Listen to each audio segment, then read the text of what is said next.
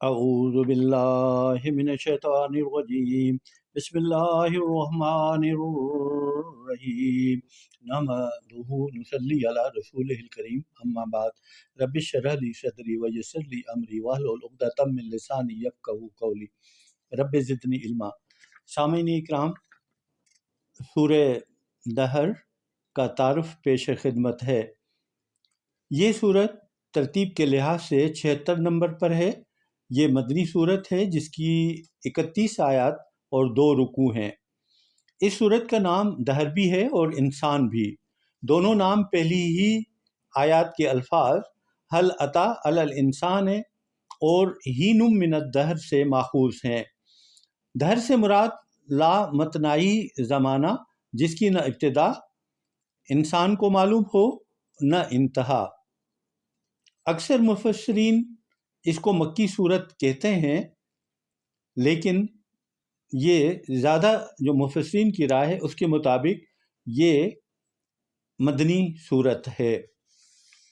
اس صورت کا موضوع انسان کو دنیا میں اس کی حقیقی حیثیت سے آگاہ کرنا اور یہ بتانا ہے کہ اگر وہ اپنی اس حیثیت کو ٹھیک ٹھیک سمجھ کر شکر کا رویہ اختیار کرے تو اس کا انجام کیا ہوگا، اور کفر کی راہ چلے تو کس انجام سے وہ دوچار ہوگا۔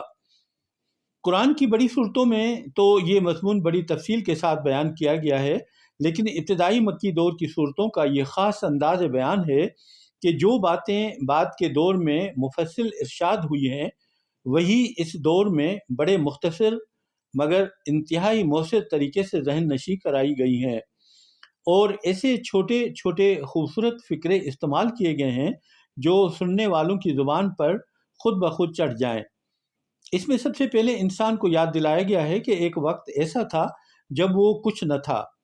پھر ایک مخلوق نطفے سے اس کی ایسی حقیر سی ابتدا کی گئی ہے کہ اس کی ماں تک کو خبر نہ تھی کہ اس کے وجود کی بنا پڑ گئی ہے، اور کوئی اس خرد بینی وجود کو دیکھ کر یہ نہیں کہہ سکتا تھا کہ یہ کوئی انسان ہے جو آگے چل کر اس زمین پر اشرف المخلوقات بننے والا ہے۔ اس کے بعد انسان کو خبردار کیا گیا ہے کہ تیری تخلیق اس طرح کر کے تجھے یہ کچھ ہم نے اس لیے بنایا ہے کہ ہم دنیا میں رکھ کر تیرا امتحان لینا چاہتے ہیں، اسی لیے دوسری مخلوقات کے برعکس تجھے ہوش گوش رکھنے والا بنایا گیا اور تیرے سامنے شکر اور کفر کے دونوں راستے کھول کر رکھ دیے گئے تاکہ یہاں کام کرنے کا جو وقت تجھے دیا گیا ہے اس میں تو دکھا سکے دے کہ اس امتحان سے تو شاکر بندہ بن کر نکلا ہے یا کافر بندہ بن کر۔ پھر صرف ایک آیات میں 2 ٹوک طریقے سے بتایا گیا ہے کہ جو لوگ اس امتحان سے کافر بن کر نکلیں گے انہیں آخرت میں کیا انجام دیکھنا ہوگا۔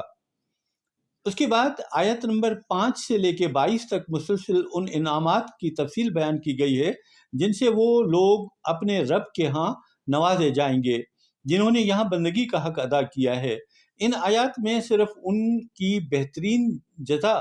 بتانے ہی پر اکتفا نہیں کیا گیا ہے، بلکہ مختصراً یہ بھی بتایا گیا ہے کہ ان کے وہ کیا اعمال ہیں جن کی بنا پر وہ اس جزا کے مستحق ہوں گے۔ مکی دور کی ابتدائی صورتوں کی خصوصیات میں سے ایک نمایاں خصوصیت یہ بھی ہے کہ ان میں اسلام کے بنیادی عقائد اور تصورات کا مختصر تعارف کرانے کے ساتھ ساتھ کہیں وہ اخلاقی اور صاف اور نیک اعمال بیان کیے گئے ہیں جو اسلام کی نگاہ میں قابل قدر ہیں، اور کہیں اعمال و اخلاق کی ان برائیوں کا ذکر کیا گیا ہے جن سے اسلام انسان کو پاک کرنا چاہتا ہے، اور یہ دونوں چیزیں اس لحاظ سے بیان نہیں کی گئی ہیں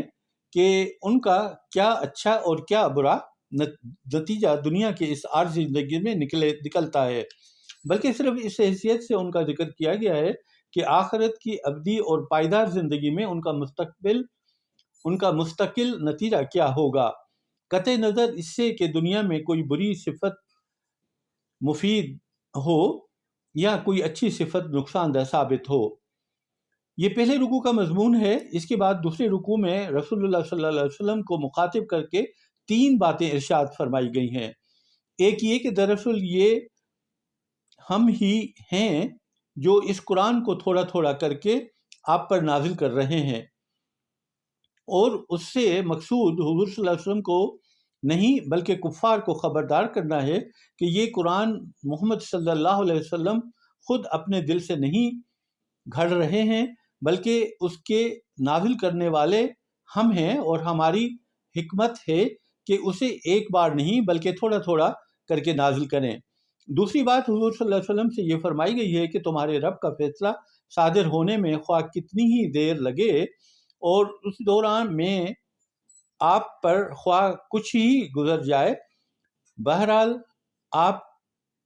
صبر کے ساتھ اپنا فریضہ رسالت انجام دیے چلے جاؤ، اور کبھی ان بد عمل اور منکر حق لوگوں میں سے کسی کے دباؤ میں نہ آؤ۔ تیسری بات آپ سے یہ فرمائی گئی ہے کہ شب و روز اللہ کو یاد کرو، نماز پڑھو اور راتیں اللہ کی عبادت پہ گزارو، کیونکہ یہی وہ چیز ہے جس سے کفر کی طغیانی کا مقابلہ میں اللہ کی طرف بلانے والوں کو ثابت قدمی نصیب ہوتی ہے۔ ایک فقرے میں کفار کے غلط رویے کی اصل وجہ بیان کی گئی ہے، وہ آخرت کو بھول کر دنیا پر فدا ہو گئے ہیں، اور دوسرے فقرے میں ان کو متنبہ کیا گیا ہے کہ تم خود نہیں بن گئے ہو، ہم نے تمہیں بنایا ہے۔ یہ چوڑے چکنے سینے اور مضبوط ہاتھ پاؤں تم نے خود اپنے لیے نہیں بنا لیے ہیں، ان کے بنانے والے ہم ہی ہیں، اور یہ بات ہر وقت ہماری قدرت میں ہے کہ جو کچھ ہم تمہارے ساتھ کرنا چاہیں کر سکتے ہیں،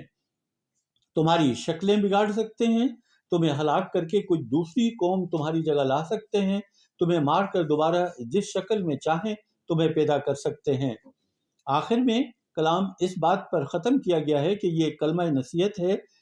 اب جس کا جی چاہے اسے قبول کر کے اپنے رب کا راستہ اختیار کر لے، مگر دنیا میں انسان کی چاہت ہی سب کچھ نہیں ہے، کسی کی چاہت بھی پوری نہیں ہو سکتی جب تک اللہ نہ چاہے، اور اللہ کی چاہت اندھا دھند نہیں ہے،